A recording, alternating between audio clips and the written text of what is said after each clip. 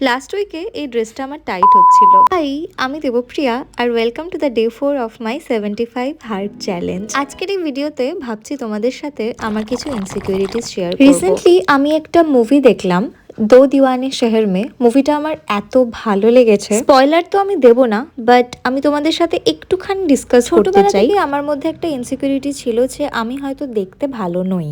হ্যাঁ, আমি এখনো বলছি না যে আমি দেখতে ভীষণ সুন্দর বা এরকম কিছু। With time I have realised one thing, প্রত্যেকটা মানুষ নিজেদের মতো করে সুন্দর। একটা গোলাপ ফুলের সৌন্দর্যকে আমরা যেমন একটা সূর্যমুখীর সাথে তুলনা করতে পারবো না, একইভাবে একটা মানুষের সৌন্দর্যকে বা বিউটিকে কখনোই কোনো একটা পার্টিকুলার জিনিস দিয়ে আমরা ডিফাইন করতে পারি না। এই যে মুভিটার কথা বলছিলাম, তো এই মুভিতে মৃণাল ঠাকুরের নিজের নাক নিয়ে একটা ইনসিকিউরিটি ছিল, আর এটার সাথে আমি ভীষণভাবে রিলেট করতে পারি, কারণ আমার বাবা মা দুজনেরই নাক সুন্দর, আর সেই তুলনায় আমার নাক অতটা ভালো না।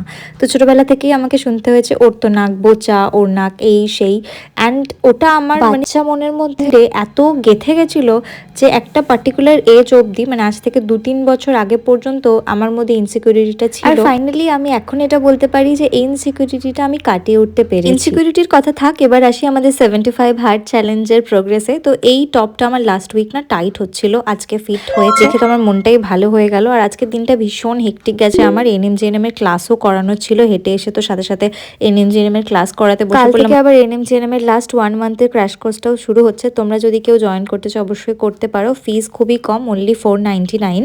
আর আজকে আমার একটা ইনভিটেশনও ছিল, বাট 75 হার্ডে তো আমি বাইরের কিছু খাবো না। আর একটা জিনিস দেখাবো, খাবে না খা বিজয় মিছিলে লাড্ডু।